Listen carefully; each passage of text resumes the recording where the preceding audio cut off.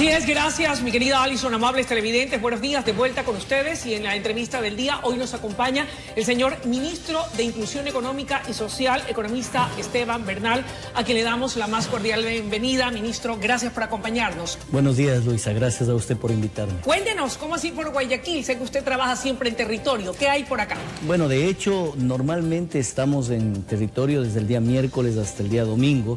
Hacemos oficina lunes y martes y una de las provincias más cercanas, diría, con mayor necesidad de presencia es sin duda Guayas. Bueno, y hablando de aquello y de Guayas, siendo una de las provincias en donde se requiere de mayor presencia por parte del ministerio a su cargo, tengo aquí un caso relacionado con el tema del cobro del bono de desarrollo humano, ministro, y es importante que usted lo conozca. El señor Ovidio Perfecto Fajardo Barzola, él tiene 94 años de edad, vive en la parroquia Las Lojas del Cantón Daule, aquí en Guayas.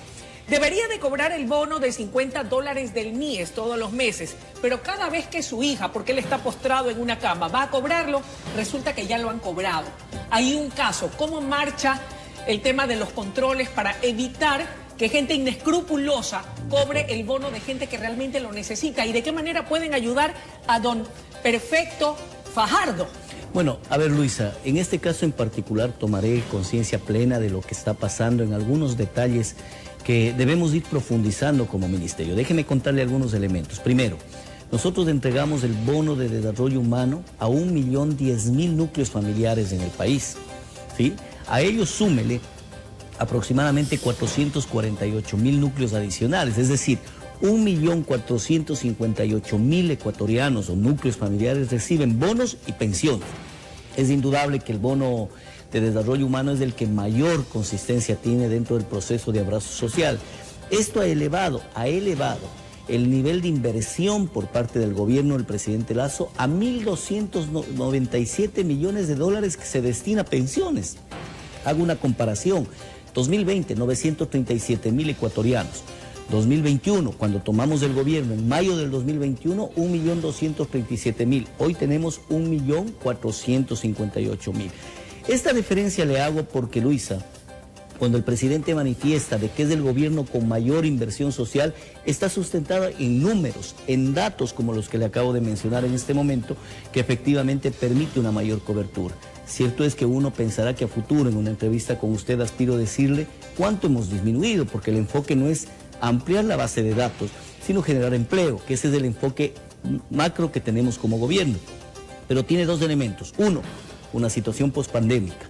Y dos, una situación de mala administración pública que nos ha generado un acrecentamiento de pobreza. Ahora, ¿es posible corregir el caso de este caballero? Totalmente. Y se registran aquí a diario como medio de comunicación algunas denuncias de esta naturaleza. Y si bien es varios. cierto, es excelente que se pueda incrementar la entrega del bono cuando además de manera paralela lo ideal, como usted señala, sería mejorar esa calidad de vida y brindar oportunidades. Pero esta es la realidad, ministro. ¿Qué es lo que ocurre? ¿Por qué se registran casos como este y de qué manera impedir que se sigan suscitando y solucionar este tema? Mire, lamentablemente en este espacio como tal, apenas el 81% de los ecuatorianos vienen cobrando a través de ventanilla. Hablo de la gente que está en bono de desarrollo humano. Sí. ¿No? Y el 19% al menos estaba cobrando mediante una cuenta bancaria.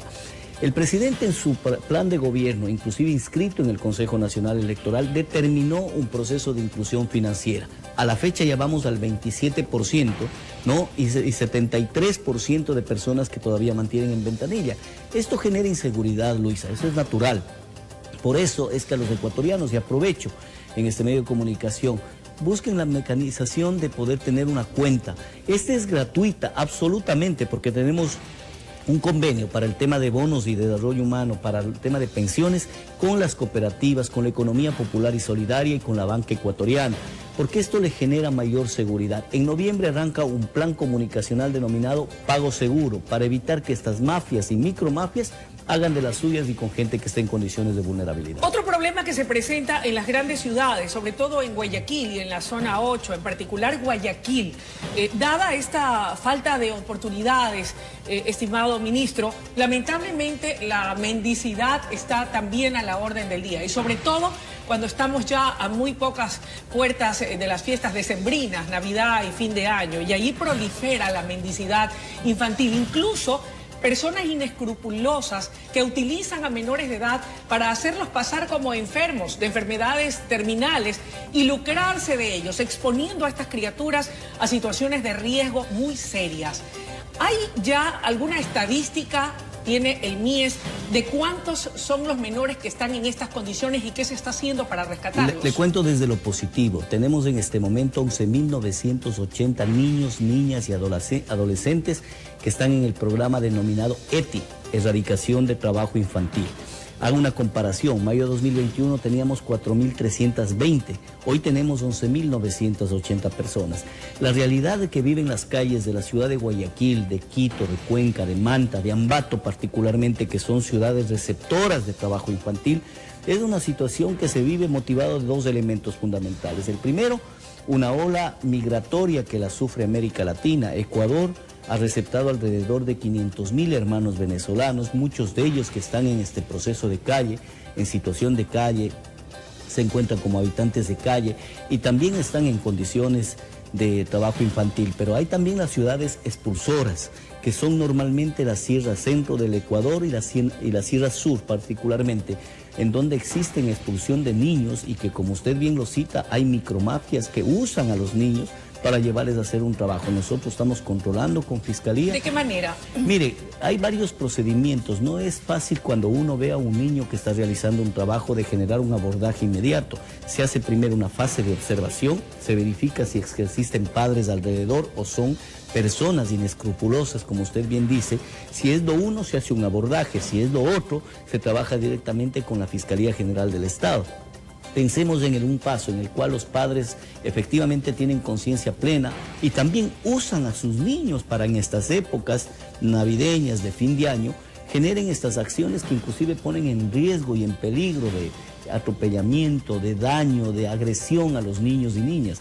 Ahí nosotros inmediatamente abordamos y, como le había mencionado Luis, hemos crecido de 4.320 a 11.980 niños, niñas y adolescentes que forman parte de este programa. Eso es positivo, sin lugar a dudas. ¿Cuántos han logrado recuperar? Pero ¿tienen una idea clara de cuántos persisten en estar en la esquina de cada semáforo, no solamente en las grandes ciudades, sino también en las zonas rurales? Usted me ha permitido con esta pregunta hacer una reflexión conjunta, ahora inclusive que se viene la necesidad de decidir en el Ecuador entre la ciudadanía y la política tradicional versus una consulta popular. Necesitamos seguridad, necesitamos mejorar la institucionalidad y déjeme decirle a dónde voy por este particular hecho.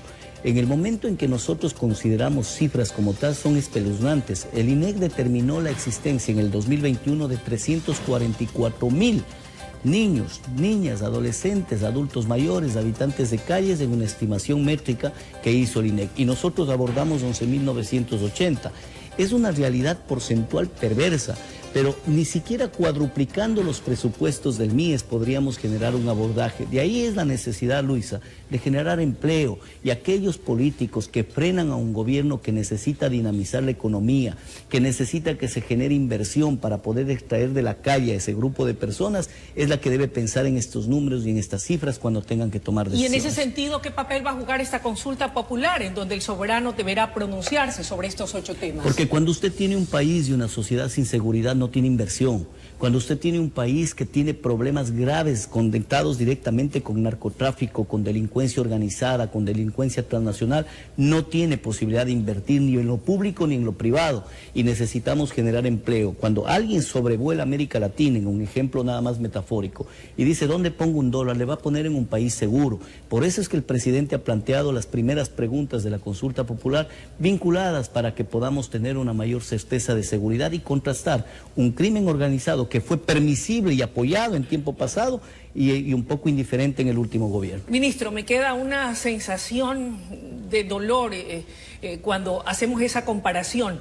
Más de 340.000 niños en el Ecuador en estado y en condición de calle versus los 11.000 que se han podido rescatar. Hay un abismo realmente. No solo niños, personas en habitantes de calles, situación de doloroso calle, todos, igual. Pero es un número considerable que nos invita a reflexionar. Por eso es que el presidente Lasso de manera permanente manifiesta, Luis, la mejor política social se llama empleo, porque aquel padre de familia, madre de familia que tiene un empleo adecuado, concomitantemente disminuye grandes males, migración, trabajo infantil, ¿no? Habitantes de calle, ¿Y qué les ha impedido inseguridad. poder impulsar ese desarrollo y ese crecimiento de plazas de Bueno, empleo? usted vio lo que pasó en la Asamblea Nacional cuando frenaron una ley de carácter productiva. Usted ha visto lo que sucedió con el riesgo país, con los 18 días de paro del mes de junio, en donde se disparó el riesgo país, inmediatamente sube la tasa de interés, inmediatamente huye el portafolio de inversión que estuvo bordeando los 5.200 millones, histórico en el país. Es decir, aquí hay sectores políticos y sociales en el Ecuador, o tapados de sociales, en donde lamentablemente cuando se quiere poner a rodar la rueda de la economía, la frenan, no sabiendo de que al único que le hacen daño es a la misma gente que dicen defender. Ministro, el tiempo de la entrevista ha concluido. Gracias por su comparecencia esta mañana. Amables televidentes, ha sido la intervención del señor Ministro de Inclusión Económica y Social, economista Esteban Bernal. Es momento de ir a una breve pausa y enseguida regresamos con más de la noticia en la comunidad. Buenos días.